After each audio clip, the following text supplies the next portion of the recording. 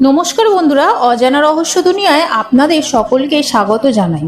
আজ আমি আলোচনা করব শ্রীকৃষ্ণের মৃত্যু কিভাবে হয়েছিল। কুরুক্ষেত্র যুদ্ধে পাণ্ডবরা জয়ী হয়, কিন্তু এই রক্তক্ষয়ী সংগ্রাম কাউকেই সন্তুষ্ট করতে পারেনি। গান্ধারী তার শত পুত্রকে হারিয়ে শোকাহত হয়ে পড়েন। পাণ্ডব ও শ্রীকৃষ্ণ ক্ষমা চাইতে আসেন গান্ধারীর কাছে। তাদের আগমনের কথা শুনে গান্ধারীর ক্রোধান্বিত হয়ে ওঠেন। তখন শ্রীকৃষ্ণের কাছে এসে বললেন, আজ আমি এখানে দাঁড়িয়ে আমার পুত্রদের হারিয়ে বিলাপ করছি, ঠিক তেমনইভাবে একদিন আপনার যাদব বংশ ধ্বংস হবে। পাণ্ডব ও কৌরবরা যেভাবে একে অপরের সাথে যুদ্ধ করেছিল, আপনার যাদবরাও নিজেদের মধ্যে যুদ্ধ করবে এবং একে অপরকে হত্যা করবে। কেউ তাদের ঠেকাতে পারবে না, আপনিও না। আপনি শুধু নীরব দর্শক হয়ে তাদের পরিণতি দেখবেন। আপনি একজন সাধারণ মানুষের মতো মারা যাবেন। যদিও শ্রীকৃষ্ণ এমনটা কোনোদিনই চাননি। তিনি ইন্দ্রপ্রস্থ পাণ্ডবদের কাছে ফিরিয়ে দিতে কৌরবদের অনুরোধ করেছিলেন, কিন্তু দুর্যোধন তা মানতে চাননি। তারপর শ্রীকৃষ্ণ ইন্দ্রপ্রস্থের মাত্র 5টি গ্রাম চেয়েছিলেন, যাতে যুদ্ধ এড়াতে পারেন, কিন্তু অহংকারী দুর্যোধন বললেন তিনি পাণ্ডবদের এক টুকরো জমিও দেবেন না। এরপর তিনি যুদ্ধের পরিণাম সম্পর্কেও তাদের অবগত করেছিলেন, কিন্তু দুর্যোধন তাতে কর্ণপাত করেননি। যাই হোক, শ্রীকৃষ্ণ গান্ধারীর অভিশাপ মাথা পেতে নিলেন। কৃষ্ণ জানতেন যাদবরা অজেয় হয়ে উঠেছিল।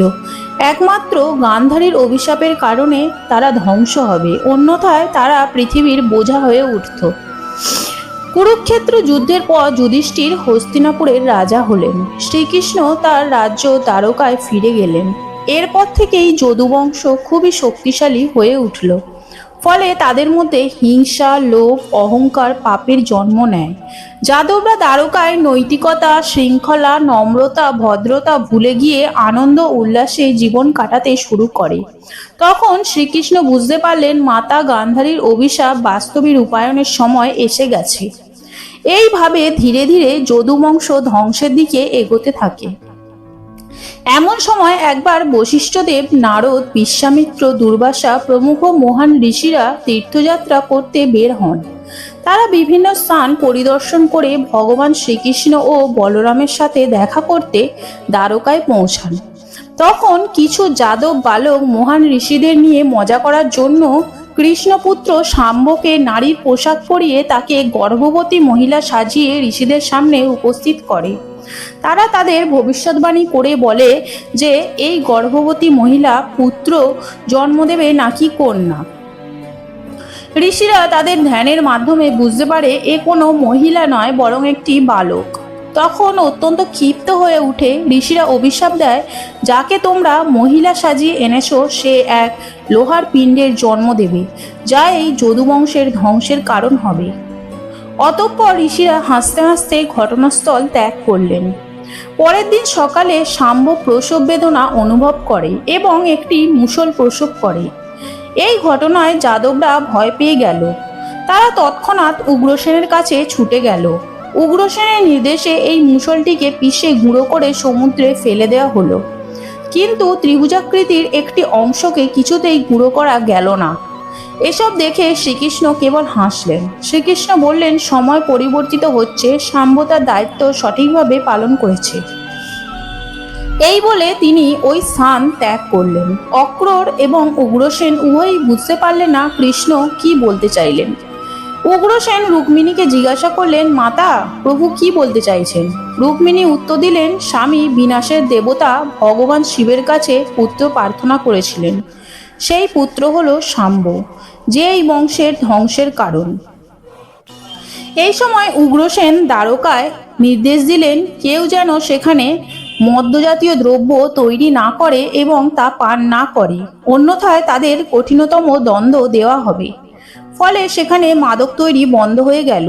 কিন্তু ওই মুষলপিণ্ডের জন্মের পর থেকে দ্বারকায় ভয়ঙ্কর প্রাকৃতিক দুর্যোগ দেখা দিল।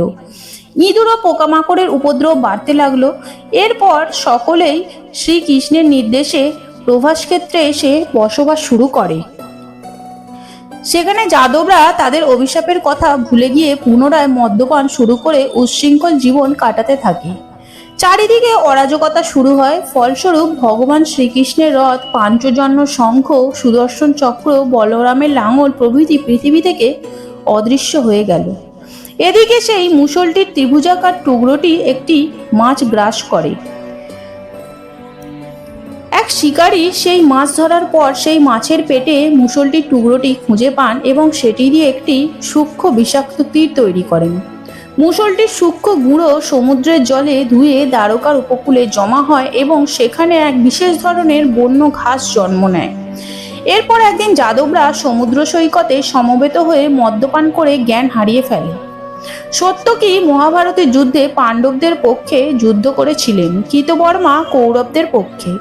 ভয়ঙ্কর যুদ্ধে স্মৃতি তুলে ধরে তারা একে অপরের কটূক্তি করতে থাকে। সাত্যকী রেগে গিয়ে কৃতবর্মা শিরচ্ছেদ করেন। কৃতবর্মার সঙ্গীরা তখন সাত্যকীর ওপর ঝাঁপিয়ে পড়ে। তাকে রক্ষা করতে প্রদ্যুম্ন যুদ্ধে জড়িয়ে পড়েন এবং তারা দুজনেই নিহত হন। পুত্রের মৃত্যু দেখে ক্রোধান্বিত হয়ে শ্রীকৃষ্ণ এক মুঠো ঘাস তুলে নিলেন। সঙ্গে সঙ্গে তা লৌহ পিণ্ডে পরিণত হলো। তা দিয়ে তিনি সকলকে হত্যা করলেন। এই ঘাস আসলে শাম্বর জন্ম দেওয়া সেই মুষল পিণ্ডের চূর্ণ থেকে জন্ম নিয়েছিল। এরপর যখনই কেউ ক্রোধে ওই ঘাস হাতে তুলে নিল, সেই ঘাস অস্ত্রে পরিণত হলো এবং তা দিয়ে তারা একে অপরকে হত্যা করতে লাগলেন। শ্রীকৃষ্ণ যখন দেখলেন তার পুত্র শাম্ব এবং পৌত্র অনিরুদ্ধ মৃত্যুবরণ করেছে, তখন ক্রোধে তিনি অবশিষ্ট যাদবদেরও হত্যা করলেন। কিছুক্ষণের মধ্যেই সমস্ত যাদবরা মারা গেল। শ্রীকৃষ্ণ, দ্বারক এবং বাবরু তখন বলরামকে খুঁজতে লাগলেন। তারা দেখলেন বলরাম একটি গাছের নিচে গভীর ধ্যানে মগ্ন। শ্রীকৃষ্ণ তাকে বললেন, আপনি এখানে অপেক্ষা করুন, আমি এক্ষুনি আসছি। এরপর শ্রীকৃষ্ণ দারুককে হস্তিনাপুরে গিয়ে অর্জুনের কাছে যাদবদের গণহত্যার কাহিনী জানানোর নির্দেশ দেন।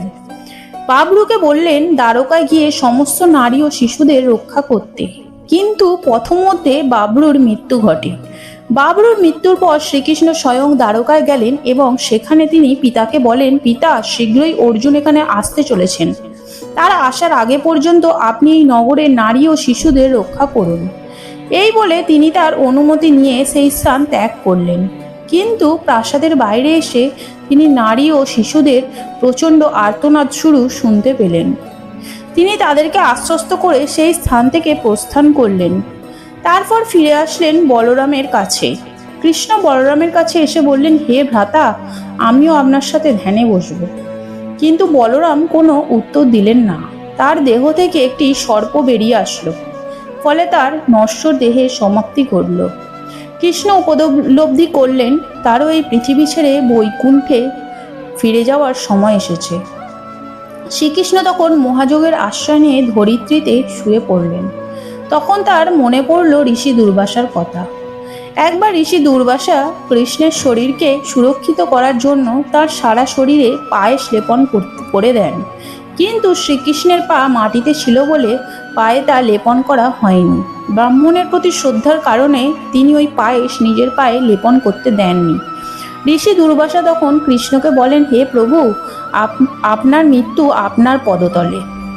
অতঃপর জরা নামে এক শিকারী সেখানে শিকার করতে আসে। শ্রীকৃষ্ণের লাল পদযুগল দেখে হরিণ ভেবে সে তীর নিক্ষেপ করে, যা তার গোড়ালিতে বিদ্ধ হয়। এই তীরটি সেই মুষলের ত্রিভুজাকৃতি অংশ দিয়ে বানানো হয়েছিল, যা মাছের পেটের ভিতর ছিল।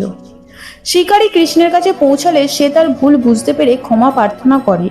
কৃষ্ণ তাকে সান্ত্বনা দিয়ে বললেন, মৃত্যুই হলো চিরন্তন সত্য। কৃষ্ণ যারাকে বললেন, ত্রেতা যুগে ভগবান রাম জন্মে তিনি এক গাছের আড়ালে লুকিয়ে বালিকে হত্যা করেছিলেন। জরা পূর্বজন্মে বালি ছিলেন।